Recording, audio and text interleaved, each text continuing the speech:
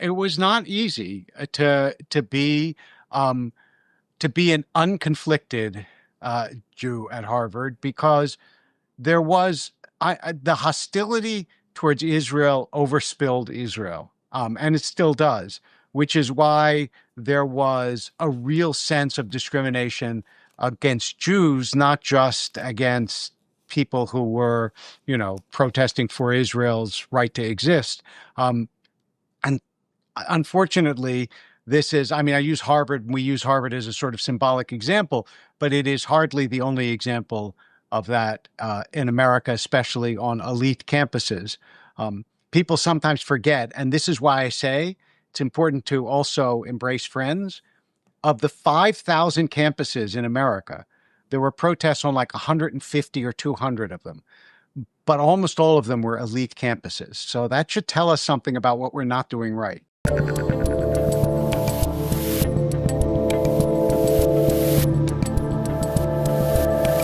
Rabbi David Wolpe. Rabbi, how are you?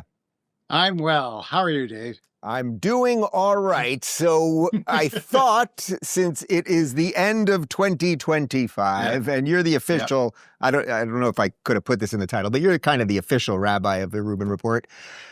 Before we get into Hanukkah and the story of the Jews and all the stuff that we sort of talk about a few times a year and relate back to current events, how do you feel about the state of the Jews in 2025? So I'm constitutionally hopeful. So I think that while there are a lot of challenges, there's a lot of bad stuff going on. I always think about it in historical perspective. And in historical perspective, we are still living in a beautiful and blessed time. And so while there is, as I said, especially with regard to Israel, there are enormous challenges, still there is in Israel. There is in America. I mean, for our ancestors, this would have been unthinkable. So what I would say is I'm alarmed, but not desperate. How do you gauge the hate or the stuff that is said about Jews online versus reality? And if I go online and I tweet anything about Israel, it's an endless deluge of awful nonsense. And fortunately, over the last few weeks, we've learned a little bit more about the X algorithm, and a lot of it is from foreign countries. A lot of it's highly manipulated. There's all that kind of stuff. And then there's also reality. And I have found over the last year that maybe the secondary story outside of politics, just sort of the general culture war, is the disconnect between online and offline. How do you gauge that? There's no question that people who are more online are more despairing because they do see, I mean, it's not just the algorithms, it's just the very nature of being anonymous and getting more clicks when you're outraged or angry. And yet most people face to face, are capable of being reasoned with and talked to. And so I think that to the extent that we can actually have interpersonal interactions, we will do much better than if we mediate all of our interactions through screens. So yeah, I think the world is better than it is online. But I also, as you know, I don't want to minimize like what goes on, internationally with things like Eurovision and countries boycotting it because of Israel. And so there's what to be concerned about even apart from online behavior. Right. So we'll do a little bit of politics, and then I want to really dive into the story of Hanukkah and some of the lessons that we can learn from that. So when you're watching sort of the political moment where we've seen the left really dive into the kind of anti-Israel craziness, and now seemingly some of the fraying on the right, which again, I'm having trouble calculating how much is real world versus Twitter world. What do you feel is your role as a rabbi, as a spiritual leader amidst that? Because politics has infected virtually everything. So we've talked about it plenty of times before. You're at the pulpit trying to explain biblical stories and everyone wants to talk politics with you. So my line, if I have a particular line, is we have seen too much to be naive, but we are too wise to be hysterical. I really think that that's the note we have to strike, because screaming that it's the end of the world is not, it's neither helpful nor true. But on the other hand, I think being aware that the rise of anti-Semitism has real consequences in this country and elsewhere is incredibly important. And so what I tell especially Jewish audiences is we are much better at identifying enemies than we are at embracing friends. And there are actually a lot of people of goodwill who really want to see America succeed and like fraternity thrive and so on. And so we have to learn how to make common cause with people of goodwill in every part of the political, ethnic, religious spectrum. And ultimately, I have enough faith in humanity to think that that will prevail. Is there a certain irony here that Jews seem to be really good at building things, whether it's in the case of Israel, making the desert bloom, or going to virtually every country that Jews are in? And when it's good for those countries, it's good for the Jews, and they are so intertwined in the success of those countries. But while focusing on building things, maybe Jews just haven't been focused on branding, and that really has been sort of the problem here. I think that's a big part of the problem, is that we get defensive and outraged and surprised when in fact we should be more methodical and thoughtful sometimes about how to present ourselves to the world and how to interact with people who really don't understand us, because there is so much more discourse about Jews than there is understanding of Jews. And I think Jews don't always realize that. I sometimes say to Jewish audiences, how much do you know about Kashmir or Nagorno-Karabakh? You assume everybody actually understands about Israel, but they don't. They may talk about it. It doesn't mean they understand it. And so there is this branding and also educational aspect that is really important. And I thought you meant a cashmere sweater. That old schmata. They know a lot about that. that they know a lot about.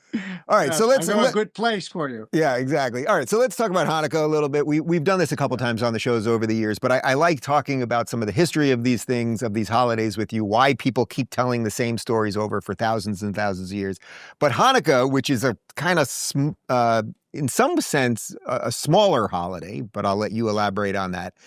It obviously looms large just because of the time of the year and Christmas and all of that stuff. But also I think there is a political reason, which is that it's about the place, the Judean hills, that a certain set of Ilhan Omar, Rashida Tlaib, et cetera, don't want any Jews living in today. But it's literally, they wish you a happy Hanukkah on Twitter, and then they will tell you that no Jews should live in the place that they are honoring well, they're not honoring the holiday. They're giving lip service to. That is true. So it is in the Judean hills. That is absolutely the case. Judea and Samaria are the way Jews have traditionally referred to what are now called by some of the occupied territories. But also even more deeply, we have this around Christmas as well, where people wish you, a Merry Christmas, and you want them to understand that they're celebrating the birth of a Jew thousands of years ago in Israel, where they don't think there should be any Jews today. And this is essentially the reason that Hanukkah is celebrated, is because it was the regaining of sovereignty in the 2nd century BCE, that is 200 years before what Jews call the Common Era, what people would refer to commonly as the birth of Christ, in the land of Israel. And the Seleucid Empire, which is what we think of around Syria today, a little bit larger than that, was successfully challenged and conquered by the Maccabees. And that was the beginning of a stretch until the Romans of independence in Israel. And it was then when the Romans came along and the Jews kept revolting against them that they renamed it Palestine to, in fact, insult the Jews. So it is a deep dive into the history of the place that, as I said before, most people don't know or understand. I thought there's also, just relative to some of the things we've been talking about in the country over the last year, there's so much about immigration now and assimilation. And in some sense, the story of Hanukkah is the Jews refusing to assimilate, but on their own land, as opposed to people who are now coming to Western nations and refusing to assimilate. So there's another nice lesson in there, actually. It is absolutely true. Jews refused the predominance of Greek culture. They obviously borrowed some Greek culture, but the predominance of Greek culture as an overmastering culture in their own land, as they did, by the way, later against the Romans. They said, we won't worship Roman emperors, and that was a cause in part of the Jewish revolt. And yeah, well, America, remember, is unique in that what America asked of people was to bring their culture, but to be American. And for most of history, when you came into a land as migrants, immigrants, whatever, you said, I'm going to support and protect and care about this land. And for Jews at the time of the Maccabees, it was sometimes they had foreign rulers, but as long as they gave the Jews autonomy to worship and to care about God the way they did, they generally didn't have problems. The Romans didn't when they gave autonomy to the Jews. It was when they said, you can't have your culture, that the Jews revolted, in this case with Hanukkah successfully, and they rededicated the temple, which had been defaced and almost destroyed. What do you think we can learn, I mean, Jews, Christians, maybe even non-believers, about faith in general through this holiday? In that, you know, the like bumper sticker version of the holiday is, well, the oil lasted 8 days, that's why there's 8 nights, but it was sort of that was the miracle in and of itself. Right. We seem to demand bigger miracles these days, but there's probably some lesson in believing there, right?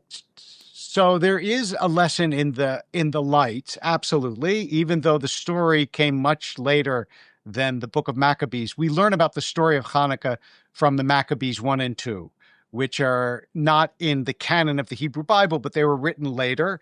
But really, I think the great miracle of Hanukkah is that it means rededication. Hanukkah doesn't mean dedication, it means rededication, because the temple had already hundreds of years before been dedicated. And I think the miracle of faith is actually in rededication, because it's not saying I believe, it's saying I believe again and again and again. At the beginning of our conversation, you said to me, like, how are you feeling about the Jewish people? And my feeling is, you know, again and again and again, there have been challenges, and yet we have rededicated ourselves to the mission and the purpose and the sacred calling of the Jewish people. And I think that's, for anyone of faith, that's really the miracle. And even in small areas of life, like what does a marriage require? It requires rededication, not just a ceremony. What do children require? You can't like raise them on one day. You have to commit to it every single day. And I think that really is the heart of Hanukkah. Is that also kind of the root of the hate in a weird way? It's like, man, we pogrom these guys and we holocausted them and we kicked them out of this place and we stole that from them and all this shit. And they are, pardon my French, Rabbi, and they are still here. It refused to die. It's absolutely, I mean, that there certainly is part of it. Look, if you read, for example, the Quran, so Muhammad was very friendly towards the Jews until they said, by the way, we're not going to adopt your faith. And the same thing happened with Christianity. The early Christians assumed the Jews would accept Jesus, and then they said, no, we actually are remaining Jewish. And that assumption that you should, I'm fine with Jews as long as they're exactly like me. But if they refuse to be like me, then they should disappear. That's what Jews have contended with for thousands of years. And what we've tried to insist to the world is what Rabbi Sachs memorably called the dignity of difference. That is, being different is actually a good thing. It's not a bad thing. And I used to say that. Wait a minute, are you telling me diversity is not our strength? I was just going to say that. When I was teaching at Harvard, I used to say, if only you would really treasure diversity, you would actually recognize that the Jews are the original apostles of diversity.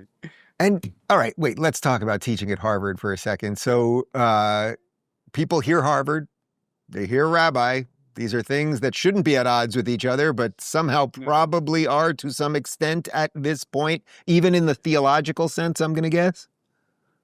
It was not easy to be an unconflicted Jew at Harvard, because there was the hostility towards Israel overspilled Israel, and it still does, which is why there was a real sense of discrimination against Jews, not just against people who were, protesting for Israel's right to exist. And unfortunately, I use Harvard, we use Harvard as a sort of symbolic example, but it is hardly the only example of that in America, especially on elite campuses. People sometimes forget, and this is why I say it's important to also embrace friends. Of the 5,000 campuses in America, there were protests on like 150 or 200 of them, but almost all of them were elite campuses. So that should tell us something about what we're not doing right. Well, what does that tell you about the secular mind as it pertains to, I guess, belief, or maybe just myopic belief in oneself instead of something else? It tells me that weirdly, what is promoted as open-mindedness led to closed-mindedness. It was like the secular world is open to all sorts of things and to ideas that the narrow religious mind would never accept. And then you saw a sort of closedness. Look, I approached the protesters at Harvard several times. They would not speak to me. And one of them told me, "We were told not to speak to you." And I thought, like, who's open-minded and who's closed-minded here? I want to hear what you have to say. No. So are you, as it relates to just sort of the state of the world then, now outside of America and outside of some of this stuff, it seems to me the Arab nations have basically now realized, after 2.5 years of trying of a slow death, an attempted slow death of Israel, they've realized Israel's staying. I think this administration fully backs that and has done a lot of things to make that the case. Do you see peace when people talk about, well, there's peace now? To me, it's not real peace, but right. it's just like, we're not going to kill each other temporarily. But do you sense that there will ever be something that really would be peace in the sort of lofty sense of the term? So I was in the UAE in Abu Dhabi just a few weeks ago, and I saw the Abrahamic Faith Center there, which has a mosque, a synagogue, and a church in the same area, and they're all exactly the same square footage, which I thought was a brilliant thing to do. And so I saw, there are people there who genuinely just want to live and prosper and do well. And to the extent I think that poisonous ideologies can be tamed, there will be peace. But as you know and I know, there's a lot of money and a lot of animosity that keeps fueling the fire. And unfortunately, destruction is more efficient than building. It takes a long time to build and not much time to destroy.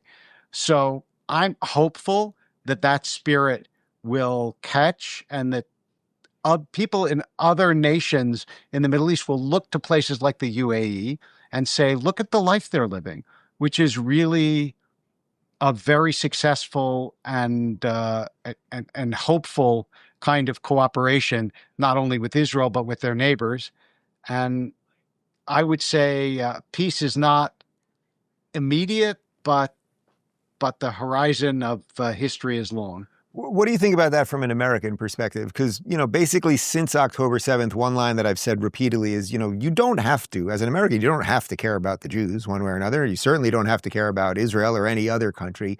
But I think as an American, you should care about, well, Americans, of which there are many Jews, but you should also care about the future of your country. And if you think that, if we can just boot the Jews, or the Jews will have no influence, or whatever it is, that this place is going to be better after, that's just simply not how it works. I think it's baked into the code. What do you make of that? I think that, look, people who say, it's all about Israel forget things like the Iran-Iraq war, which was much, much, much more destructive than anything that ever happened with Israel and its neighbors. The jihadist ideology is a danger to the world. It's not only a danger to Israel. And so when you see the movement for peaceable Muslim countries in the Middle East, we have an enormous interest in helping that, boosting that, promoting that, and our support for Israel and convincing people that you won't actually wipe this nation off the earth is, I think, a tremendous contribution to the possibility of peace. So as we're also rolling into the new year, what are some of the themes that you get as a rabbi as the new year rolls around? People trying to put to bed maybe some old bad habits, come up with some new inspirations. What are like the main themes you I give? think it's real. I'll tell you what's really important this year is in part to say to people, um, those things which people classically did, like having face-to-face conversations, like reading books, like writing something before you put it through the AI, as opposed to having the AI write it for you. And then that's how you train a person to be a thinking soul. And we desperately need to train our children not to let AI do the thinking for them, but to train them to think and then for it to be augmented by the wonders of technology. And so, to the extent that we can recapture what is native to humans, actually, that the screens sort of take away from us, is the extent to which I think we'll have a much more successful and flourishing culture. So is AI going to replace God? That seems to be one of the new things popping up online, that we're going to replicate him or clone him or something. I don't think so. I remember the Tower of Babel. The replacing God idea has already been tried and did not succeed. But I think AI is something to clearly be concerned about, but it also could confer great blessings on us if we are wise enough to be able to use it wisely and not to be used by it. Now give me something biblical to close us out here. Give me a parable, a story, something so that people who I encourage, today's December 22nd, I encourage everybody to be offline as much as possible and be with family and just away from the devices at least till January 2nd. Give me something that they can take with them as they disappear. So the story of Joseph is a good inspiration here. Remember, Joseph tells his brothers about his dreams, and he tells his father about his dreams, and his brothers resent him for it, and they throw him in a pit, and he goes to Egypt, and then he ends up interpreting Pharaoh's dreams and rises to be the viceroy of Egypt. And the question is, Joseph fell by dreams and he rose by dreams. What's the difference? And the difference is he fell when he could only hear his own dreams, but he rose when he started to listen to the dreams of others. And I think if we can listen to each other's dreams and not only our own, we also will rise. And that is the New Year's message. Rabbi David Wolpe, I thank you for your time as always. Thank you. If you're looking for more soulful vibes to spark your inner guru, check out our spirituality playlist. And if you want to watch full interviews on a wide variety of topics, watch our full episode playlist, all right over here. And to get notified of all future videos, be sure to subscribe and click the notification bell.